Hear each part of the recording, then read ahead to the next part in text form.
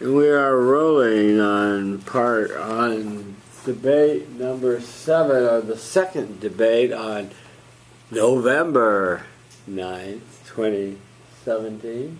This is how to keep the mentally ill from guns.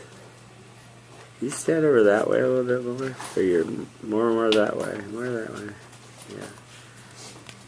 That's good, yeah.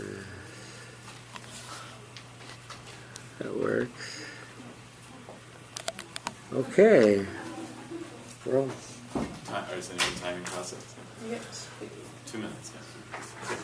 Yeah. So you mentioned a statistic or something about the NRA, and something you said made me think that you believe they're not a credible source. So are you saying that the NRA is not a credible source for anything firearms related?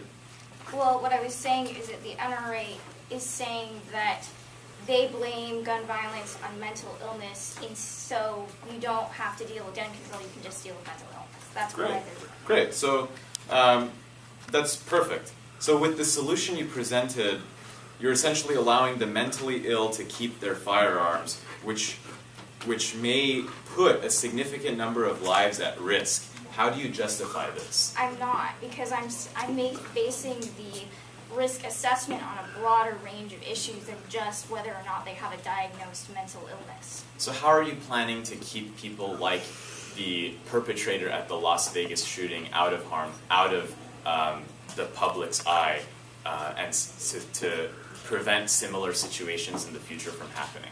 Well, at least the one in Texas had a previous conviction and had a whole host of domestic violence and a previous record of violent behavior. Great.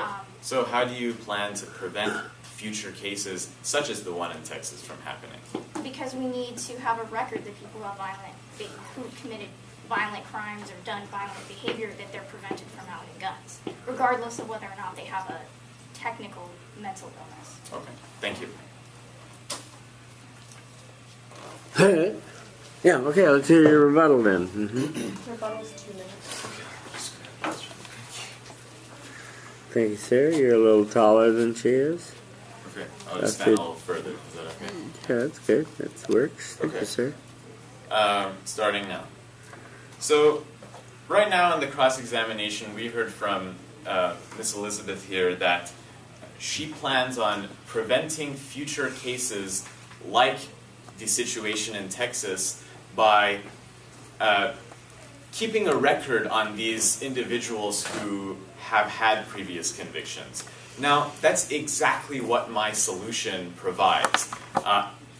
We are putting stricter, essentially forcing the states to provide their mental health history for individuals to the federal government. This system is currently in place, but states get lazy from time to time, and they fail to report it to the federal government, which is put into the registry that gun shops use to check the background of individuals who are inquiring to purchase a gun. So this system is already in place, and it is effective, but my solution makes it more effective by auditing these states to make sure they are accurately and frequently updating that database. Furthermore, I don't think there should be any doubt in, we should have full faith in the NRA. The NRA is a very credible source. It's all things firearm related. The databases that we check to prevent people who are mentally ill right now are sourced from the NRA. These national registries are sourced from the NRA. So there should be no doubt in their credibility. Thank you very much.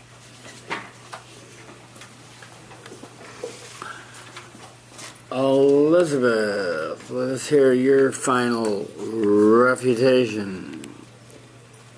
So, my opponent's classification of mentally ill is not a scientific definition, and there's a lot of people out there that have committed crimes that have no history of mental illness. While they may not be considered normal or healthy, there's no way of knowing, in some cases, if a mentally ill person even exists, because they don't seek help. and unless they get put in jail or forced into treatment, they don't get found with it. But things like substance abuse and others are more of a thing we can actually track. And many of the people who've committed these mass shootings have not been considered legally mentally ill. They haven't ever been in treatment. Some of them have, but if they had had their guns removed temporarily until the court can assess their risk, and then if the court views them to be dangerous, remove their guns permanently, then many of these crimes could be prevented.